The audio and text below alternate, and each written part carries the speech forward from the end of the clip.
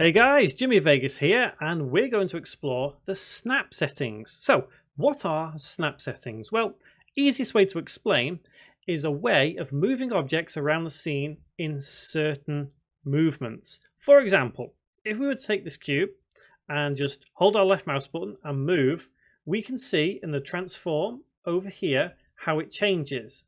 So it's a massively intricate kind of affair going on here, and we can see the numbers change quite drastically.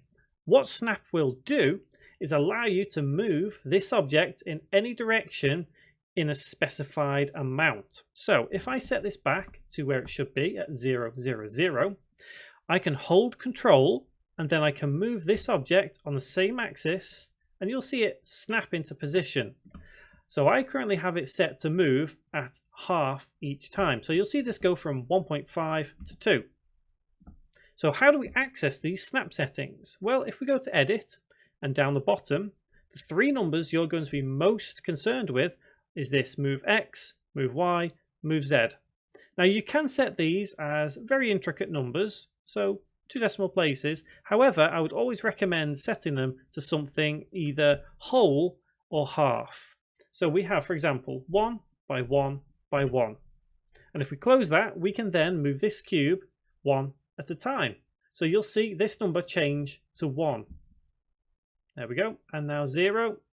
And now what we can do, because we've done that, is we can snap these two cubes together and it technically makes them look like one object because they're flush against each other. So holding control and bringing it together. There we go. We have these two objects together. And going back to snap settings, I did say you can have it as a whole number or half number. I would recommend. It's entirely up to you what you want to snap them together as, but as I say, that's my recommendation. You could, if you wanted to, have a quarter as well. So 0.25, 0.25, 0.25. It would then allow you to move the cube at a quarter each time. So 4 movements of this way, holding control, will bring this to 0. So 1, 2, 3, 4. The snap settings are vital in a lot of games because they really help you bring objects flush against each other and kind of eliminate that seamless effect, where you can slightly see through a wall or something because they're not flush together. That is what snap settings are extremely helpful for. So I would recommend them to anyone. They're easy to use. It's just all about holding control and then moving in any direction, as we can see, not just on the Z. So if we set it back to same as I had it when I started, 0.5, 0.5, 0.5, it's as simple as that. And then we can move like so. Easy.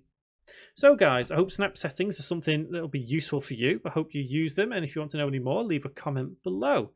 And don't forget, hit the subscribe button, click the bell icon as well, and you can stay up to date with all the content on this channel because, guys, there is a lot for you to learn and a lot for you to absorb to become a better game developer. Guys, thank you very much for watching.